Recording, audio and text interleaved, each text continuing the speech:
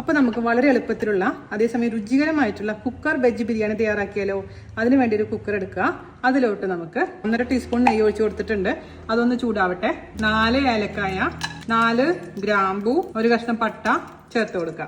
ഒന്ന് വഴറ്റിയെടുക്കുക. അതിലോട്ട് നമുക്ക് 3 പച്ചമുളക്, ഒരു 5 അല്ലി വെളുത്തുള്ളി, ഒരു ചെറിയ കഷ്ണം ഇഞ്ചി എന്നിവ നന്നായി അരച്ചത് ചേർത്ത് കൊടുക്കുക. അതൊന്ന് 2-3 മിനിറ്റ് പച്ചമണം മാറുന്നവരെ വഴറ്റിയതിന് ശേഷം ഇതിലോട്ട് 3 സവാള നമുക്ക് ചേർത്ത് കൊടുക്കാം. അതിലോട്ട് നമുക്ക് 1 ടീസ്പൂൺ ഉപ്പ് ചേർത്ത് കൊടുക്കാം. നെയ്യ് പോരാന്ന് തോന്നുകയാണെങ്കിൽ അതിലോട്ട് കുറച്ച് ഓയിലും കൂടെ ഒഴിച്ചു കൊടുക്കാം കേട്ടോ. സവാളയുടെ ബ്രൗൺ കളറായി തുടങ്ങിയിട്ടുണ്ട്. അതിലോട്ട് കുറച്ച് പുതിനയും കൊറിയാണ്ടർ ലീവ്സും കൂടെ അരിഞ്ഞത് ചേർത്ത് കൊടുക്കാം. ഇതിലോട്ട് ചേർത്ത് കൊടുക്കേണ്ടത് പൊടികളാണ്. 1/2 ടീസ്പൂണോളം മഞ്ഞൾപ്പൊടി ചേർത്ത് കൊടുക്കാം. 1/2 ടീസ്പൂൺ പ്ലസ് ഒരു ഇച്ചിരിയും കൂടെ നല്ല എരിവുള്ള മുളക് പൊടി, കാരണം ഇതിൽ അധികം നമ്മൾ എരിവ് ഇടാറില്ല. പിന്നെ 1 ടീസ്പൂണോളം ഗരം മസാല. പിന്നെ വേണ്ടത് ഒരു നുള്ള് പെരുംജീരകത്തിന്റെ പൊടി.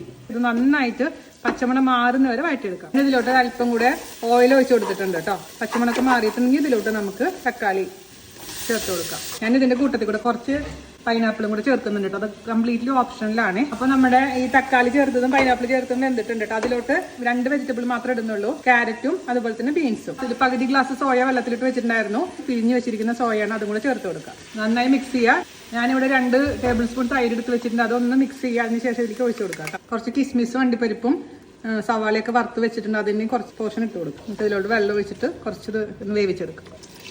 അടച്ച് വെറുതെ വെച്ചാൽ മതി. അന്ന് കുക്ക് ചെയ്തെടുക്കാം നമുക്ക്. സോയയും പച്ചക്കറിയൊക്കെ കുറച്ച് വെന്തിട്ടുണ്ട് കേട്ടോ. ഇനി ഇതിലോട്ട് നമുക്ക് ചേർത്ത് കൊടുക്കേണ്ടത് അരിയാണ്. ഞാനിവിടെ ഉപയോഗിക്കുന്നത് ബസ്മതി അരി. അത് 20 മിനിറ്റ് വെള്ളത്തിലിട്ട് വെച്ചിട്ടുണ്ടായിരുന്നു. അതിനുശേഷം ഊറ്റി വെച്ചിരിക്കുന്നതാണ്. 3 ഗ്ലാസ്. നന്നായിട്ട് മിക്സ് ചെയ്ത് കൊടുക്കാം. വെള്ളത്തിന്റെ അളവ് എന്ന് പറയുന്നത് 3 ഗ്ലാസ് അരിയാണെങ്കിൽ ചേർത്തിരിക്കുന്നത്. അതുകൊണ്ട് 5.25 ഗ്ലാസ് വെള്ളം. നന്നായിട്ട് മിക്സ് ചെയ്ത് കൊടുക്കാൻ രുചി നോക്കാൻ മറക്കരുത്. ഉപ്പ് എപ്പോഴും ഒരു പൊടി മുന്നോട്ട് നിൽക്കണം കേട്ടോ. ഇലകൾ ചേർത്ത് കൊടുക്കാം. തരി, ഗരം മസാല, കിസ്മിസും അണ്ടിപ്പരിപ്പും കൂടെ മിക്സ് ചെയ്തതിന് ശേഷം ഇത് ഹൈ ഫ്ലെയിമിൽ വെച്ച് തിളപ്പിക്കുക. നന്നായി തിള വന്നിട്ടാണ് നമ്മൾ അടച്ചു വെക്കേണ്ടത് കേട്ടോ. നന്നായി തിളയ്ക്കാൻ തുടങ്ങിയിട്ടുണ്ട്. ഇനി എന്ത് ചെയ്യണം? നമുക്ക് അടച്ചു വെക്കാം. അടച്ചു വെക്കുമ്പോൾ വെയിറ്റ് ഇടാൻ പാടില്ല. അത് പ്രത്യേകിച്ച് ശ്രദ്ധിക്കണം. ലോ ഫ്ലെയിമിലോട്ട് മാറ്റാം. 9 മിനിറ്റ് കേട്ടോ.